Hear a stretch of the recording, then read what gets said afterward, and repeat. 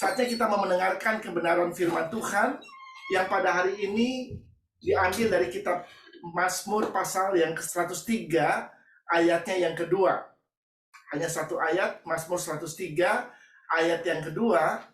Firman Tuhan ini berbunyi, "Pujilah Tuhan hai jiwaku, dan jangan lupakan segala kebaikannya." Sekali lagi, Mazmur 103 ayat 2 bunyinya, "Pujilah Tuhan hai jiwaku, dan janganlah lupakan segala kebaikannya." Saudara-saudara, tak terasa kita sudah berada di akhir tahun 2023, dan beberapa jam lagi kita yang ada di Indonesia akan memasuki tahun 2024. Dan saya rindu di penghujung tahun ini kita mau merenungkan kasih dan kebaikan Tuhan di dalam hidup kita. Dan kita mau bersyukur untuk semua kebaikan Tuhan yang sudah Dia nyatakan dan kita alami di dalam hidup kita. Dan kita memasuki tahun yang baru, tahun 2024, dengan pujian dan pengucapan syukur kepada Tuhan. Saudara-saudara, Mazmur 103 ini ditulis oleh Raja Daud. Raja Daud adalah seorang yang sangat mengasihi Tuhan. Dia seorang yang sangat cinta Tuhan. Bahkan Alkitab mencatat, Raja Daud ini adalah seorang yang sangat berkenan di hadapan Tuhan. Kalau kita membaca ayat firman Tuhan ini, di sini Raja Daud memerintahkan supaya jiwanya memuji Tuhan. Dia berkata, "Pujilah Tuhan, hai jiwaku." Jadi Raja Daud sangat mengerti pentingnya hidup dalam pujian dan penyembahan kepada Tuhan. Orang yang hidup dalam pujian dan penyembahan kepada Tuhan adalah orang-orang yang mempercayakan kehidupannya kepada Tuhan. Dan orang yang biasa memuji Tuhan adalah orang yang selalu hidupnya mau memuliakan Tuhan di dalam hidupnya. Saudara, kehidupan kita sebagai orang percaya haruslah senantiasa dipenuhi dengan pujian dan penyembahan kepada Tuhan. Kehidupan orang percaya itu tidak lepas dari pujian dan penyembahan kepada Tuhan. Kenapa orang percaya harus memuji dan menyembah Tuhan? Setidak-tidaknya ada dua alasan kenapa kita harus memuji dan menyembah Tuhan. Yang pertama, karena Tuhan layak dipuji dan disembah. Karena keberadaan Tuhan, kita memuji dan menyembah Dia.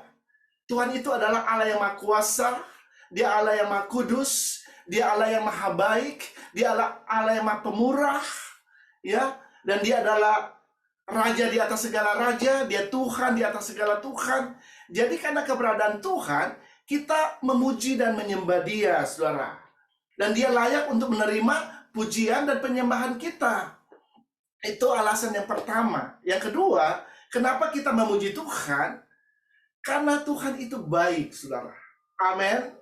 Ya, siapa yang percaya kalau Tuhan itu baik? Haleluya. Saya melihat semua tangan diangkat, artinya kita semua percaya bahwa Tuhan itu baik, ya. Karena tadi sebagaimana pujian tadi yang kita naikkan, kita ada karena anugerah Tuhan. Amin. Saudara ada sebagaimana saudara ada saat ini, itu semua karena anugerah dan kebaikan Tuhan di dalam hidupmu.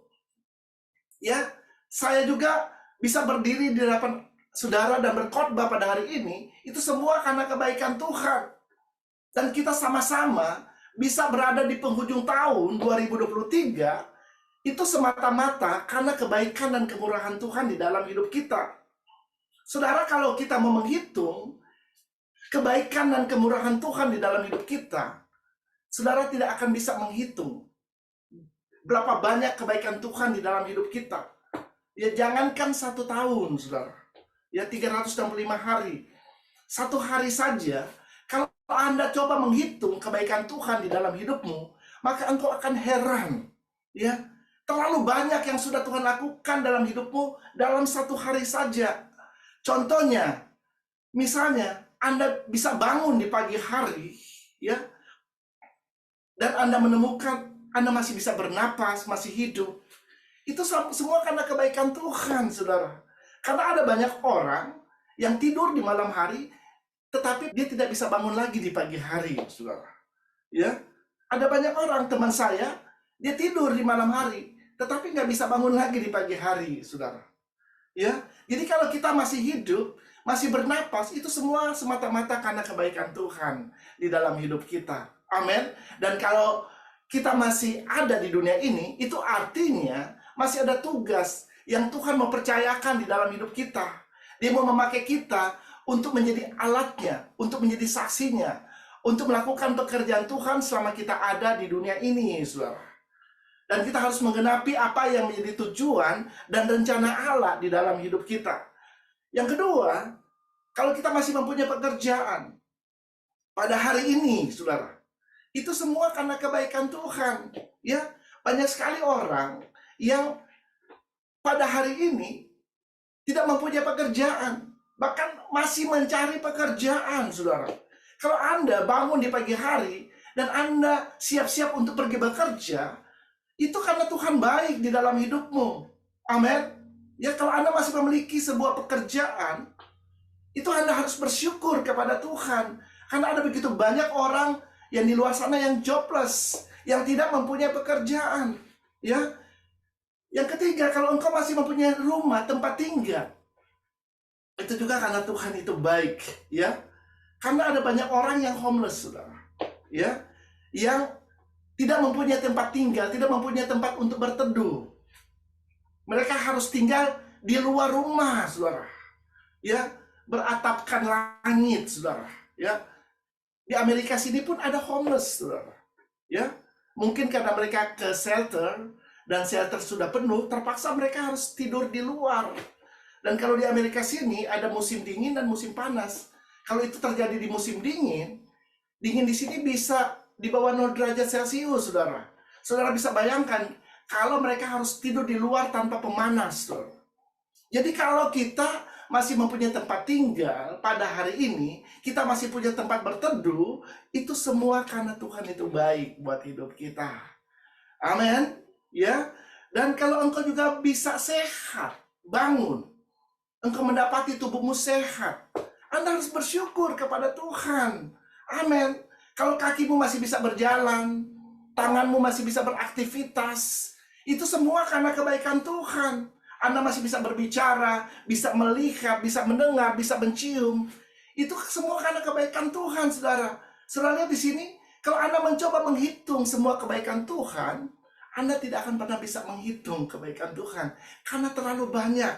Anda melihat organ tubuhmu, kalau semuanya bisa berfungsi dengan baik dan sempurna, jantungmu, ginjalmu, hatimu, kalau mereka bisa berfungsi dengan baik dan sempurna, itu karena Tuhan baik dalam hidupmu. Banyak orang yang punya masalah dengan jantung mereka. Banyak orang yang harus cuci darah karena mempunyai masalah dengan ginjal mereka. Benar? Ya, kalau orang udah terganggu ginjalnya, beraktivitas pun sangat terbatas, saudara. Ya, ada teman saya yang 2 hari sekali dia harus cuci darah, saudara. Ya, ini sangat mengganggu, saudara. Dia nggak bisa pergi jauh, nggak bisa pergi kemana-mana, saudara. Ya, sangat mengganggu. Jadi kalau saudara sehat, bangun di pagi hari dan Anda mendapati, wah saya sehat, puji Tuhan. Yang mengucap syukur untuk kebaikan Tuhan di dalam hidupmu. Bahkan kalau kita bisa beribadah pada hari ini, di penghujung tahun 2023, itu karena Tuhan baik buat hidup kita. Amin. Kasih setia Tuhan tidak pernah berkesudahan dalam hidup kita. Kebaikan demi kebaikan selalu Dia nyatakan di dalam hidup kita. Itu baru 1 hari, saudara. Saudara bayangkan, kalau 1 tahun, saudara hitung kebaikan Tuhan dalam hidup kita. Terlalu banyak. Apalagi seumur hidup kita, Tuhan menyertai, menjaga, melindungi, dan melakukan kebaikan demi kebaikan dalam hidup kita. Kita tidak akan bisa menghitung. Terlalu banyak, saudara. Ya, makanya ada pujian lama yang berkata, hitung berkat satu-satunya, dan engkau akan heran lihat jumlahnya. Benar, saudara. Kalau kita mau menghitung semua berkat-berkat yang Tuhan sudah berikan di dalam hidup kita, maka engkau akan tercengang, engkau akan heran melihat semua kebaikan dan kemurahan Tuhan di dalam hidupmu. Ya, banyak orang yang tidak bisa bersyukur untuk kebaikan dan kemurahan Tuhan di dalam hidup mereka. Mereka selalu fokus kepada apa yang tidak ada, apa yang mereka tidak punya dalam hidup mereka, daripada fokus kepada apa yang sudah Tuhan berikan dan Tuhan lakukan dalam hidup mereka. Dan akhirnya mereka tidak bisa hidup dalam pengucapan syukur kepada Tuhan. Ya, selalu keluar persungutan dari hidup mereka. Selalu menyalahkan Tuhan dalam hidup mereka karena mereka tidak memiliki apa yang mereka inginkan. Padahal ada begitu banyak yang Tuhan sudah lakukan di dalam hidup mereka. Saudara, mari kita mau hidup menjadi orang-orang yang tahu mengucap syukur untuk kebaikan Tuhan yang Tuhan lakukan dalam hidup kita. Jangan lupakan kebaikan Tuhan. Karena kalau Anda mau menghitung kebaikan Tuhan di dalam hidupmu, terlalu banyak. Ya, makanya khotbah pada hari ini saya beri judul, jangan lupakan kebaikan Tuhan. Amin. Ya, karena kenapa manusia itu sebenarnya cenderungnya suka lupa. Ya, manusia itu condong suka lupa, saudara. Ya, makanya kalau kita lihat banyak orang yang bercerai, ya, itu karena lupa. Ya, janji pernikahan. Ya, dia pernah berjanji bahwa dia akan bersama-sama seumur hidupnya. Tetapi di tengah jalan bercerai. Itu karena lupa akan janji pernikahan yang pernah mereka buat. Benar? Dan ada banyak lagi, ya. Kita suka melupakan. Itu kecenderungan manusia, ya. Apa yang sudah Tuhan lakukan kita lupa. Bahwa Tuhan itu begitu baik buat hidup kita. Yang kita cari apa yang gak ada dalam hidup kita. Tapi kita tidak mensyukuri apa yang ada yang sudah Tuhan berikan di dalam hidup kita. Penyertaan Tuhan, perlindungan Tuhan, kita nggak syukuri itu, ya. Jadi, saudara, kalau kita ada, sebagaimana kita ada, itu semua karena kebaikan dan kemurahan Tuhan di dalam hidup kita. Orang-orang yang hidup dalam pujian dan pengucapan syukur adalah orang yang selalu ingat akan kebaikan Tuhan di dalam hidupnya. Di dalam Mazmur 118 ayat 29, bersyukurlah kepada Tuhan sebab Ia baik, bahwasanya untuk selama-lamanya kasih setianya. Saudara, perhatikan ayat firman Tuhan ini berkata, kita harus bersyukur kepada Tuhan bahwasanya untuk selama-lamanya kasih setianya bagi hidup kita. Amin. Kasih setia Tuhan itu dari selama-lamanya sampai selama-lamanya. Tuhan itu baik bukan hanya 1 hari, bukan hanya 2 hari, bukan hanya 1 minggu, bukan hanya 1 bulan, bukan hanya 1 tahun, tetapi dikatakan dalam firman Tuhan sebab Ia baik, bahwasanya untuk selama-lamanya kasih setianya. Haleluya. Jadi saudara, kita nggak perlu takut. Amin. Kalau Dia sudah menyertai kita selama tahun 2023, saya percaya memasuki tahun 2024, Dia tetap akan menyertai kehidupan kita karena Dia baik. Kasih setianya dari selama-lamanya sampai selama-lamanya buat hidup kita. Saudara-saudara, ada 2 janji Tuhan yang saya mau bagikan pada saat ini yang saya rindu supaya kita pegang, ya, memasuki tahun yang baru, tahun 2024 ini, yang saya akan bagikan pada saat ini. Yang pertama, Tuhan berjanji memberikan masa depan yang penuh dengan harapan dalam hidup kita. Kita baca ayatnya dalam Amsal pasal 23 ayatnya yang ke-18. Karena masa depan sungguh ada dan harapanmu tidak akan hilang. Saudara, ini janji firman Tuhan, ya. Masa depan kita sungguh ada dan harapan kita tidak akan pernah hilang. Saya percaya semua kita mau mempunyai masa depan yang penuh dengan pengharapan. Amin. Sampai mau mempunyai masa depan yang penuh dengan pengharapan. Haleluya. Dan memang itu yang Tuhan janjikan buat hidup kita, orang-orang yang percaya. Dan kalau Tuhan berjanji, Dia Tuhan yang tidak pernah mengingkari janjinya. Dia adalah Tuhan yang berkuasa untuk menepati semua janji-janjinya. Dan Dia juga berkuasa. Dan Dia juga setia dalam janji-janjinya, saudara. Saudara, kalau kita melihat dalam ayat ini, ada 2 hal yang disampaikan. Yang pertama dikatakan masa depanmu sungguh ada. Dan yang kedua, harapanmu tidak akan hilang. Kenapa di dalam Tuhan masa depan kita sungguh ada? Karena Tuhan ada di masa depan kita. Amin. Ya, Dia bukan hanya ada di masa sekarang, tetapi Tuhan yang kita sembah, Dia ada di masa depan kita. Dia Tuhan yang omnipresence, yang maha hadir, saudara. Ya, Dia ada di mana-mana. Kalau berbicara tentang kemahahadiran Allah, itu bukan hanya berbicara tentang tempat, saudara, di mana Dia bisa ada saat ini, Dia ada bersama dengan saya, Dan juga di waktu yang sama dia bisa berada bersama saudara-saudara saya yang ada di Indonesia saat ini. Karena dia maha hadir. Ya, dia bisa ada di mana-mana dalam waktu yang sama, saudara. Iblis nggak maha hadir, saudara. Ya, iblis tidak bisa berada di mana-mana dalam waktu yang sama. Hanya Tuhan yang maha hadir, saudara. Jadi kalau ada orang berkata, oh iblis ada di mana-mana. Ya memang dia ada di mana-mana, tapi dia tidak maha hadir. Ya, tapi Tuhan dia maha hadir, saudara. Amin. Dan berbicara tentang Tuhan yang maha hadir atau omnipresent, ya itu bukan hanya berbicara tentang tempat, tetapi juga berbicara tentang waktu. Tuhan ada di masa lalu kita, Tuhan ada di masa sekarang, dan Tuhan ada di masa yang akan datang. Amin, saudara. Ya, dia ada. Ya, di masa depan kita yang belum kita lihat, dia sudah ada di sana, dan dia adalah Allah yang berkuasa. Kalau dia ada di masa depan kita, dia berkuasa untuk mengkreat masa depan yang penuh harapan buat hidup kita. Dia berkuasa untuk membuat masa depan kita menjadi masa depan yang cerah, masa depan yang indah, karena dia Tuhan yang maha kuasa. Amin. Ya, jadi yang pertama, masa depan kita sungguh ada. Ya, kalau Tuhan berkata masa depan kita sungguh ada, itu benar-benar ada, saudara. Ya, karena dia ada di masa depan kita, saudara. Yang kedua, kenapa masa depan kita sungguh ada di dalam Tuhan? Karena memang Tuhan tidak pernah merancangkan sesuatu yang jahat atau sesuatu yang buruk, sesuatu yang jelek di dalam hidup kita. Nah, ini yang harus kita pegang, saudara. Ya, jangan pernah mencurigai Tuhan, ya, bahwa Tuhan merancangkan sesuatu yang jahat dalam hidup kita. Dia tidak pernah merancangkan sesuatu yang jahat dalam hidup kita. Semua rencana dan tujuannya buat hidup kita adalah rencana yang indah, saudara. Itu kita harus pegang dan kita harus percaya. Kita baca dalam Yeremia 29 ayat yang 11.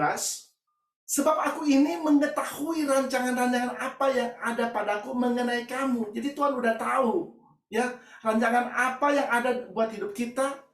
Dia udah tahu, ya, karena dia merencanakan itu dalam hidup kita, dia merancangkan itu dalam hidup kita, yaitu rancangan damai sejahtera, bukan rancangan kecelakaan. Jadi bukan rancangan kecelakaan, saudara.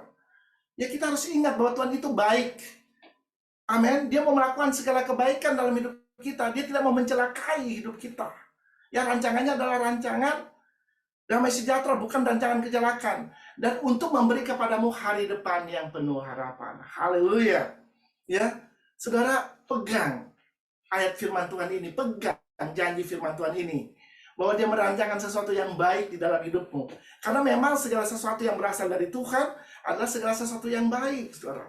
Kalau Anda membaca dalam ayat firman Tuhan yang lain, ya, Yakobus 1 ayat 17, dikatakan segala sesuatu yang baik dan yang sempurna datangnya dari atas.